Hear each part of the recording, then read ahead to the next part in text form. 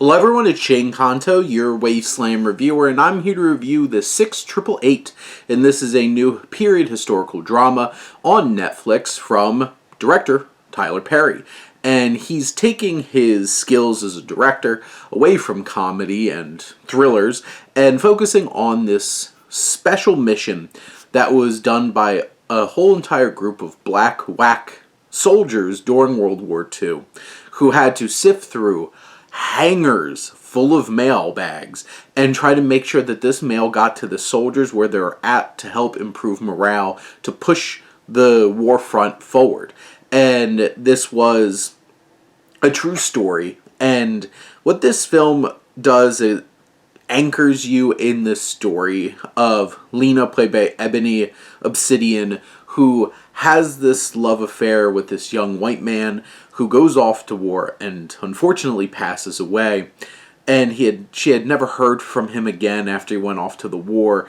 And she's like, I'm going to go join the war effort. And she winds up joining the WACs under the command of Major Charity Adams, played by Kerry Washington, who is the most facial emotive actors in Hollywood. Like, what she does is like, she's doing overtime in terms of what she does with her lips and engaging the whole entire face, expressing things. It's like, she's a big anchoring force in this film, and she brings power, she brings that energy. She has great big moments where she's doing these speeches and everything, and she really is the anchor to the whole story.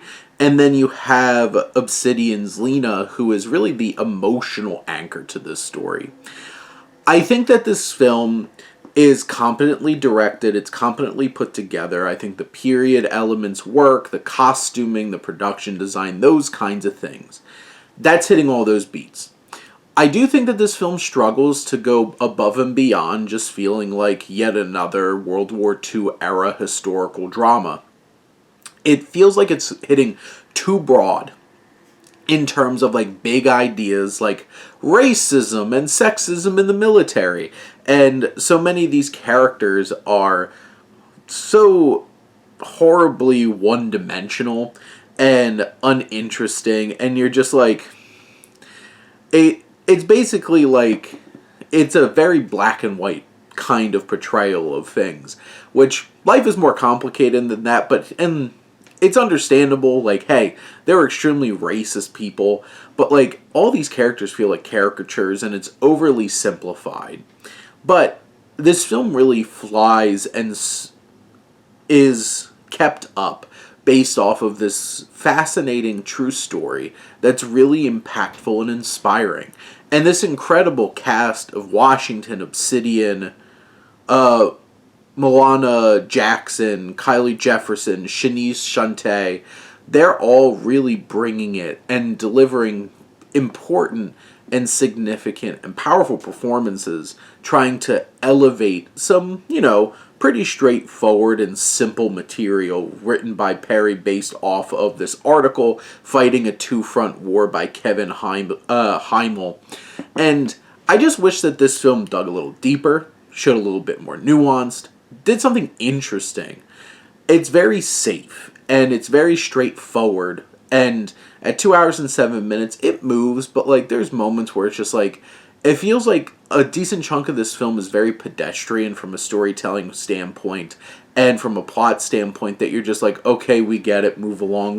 We're in this part of the story, we're able to move on.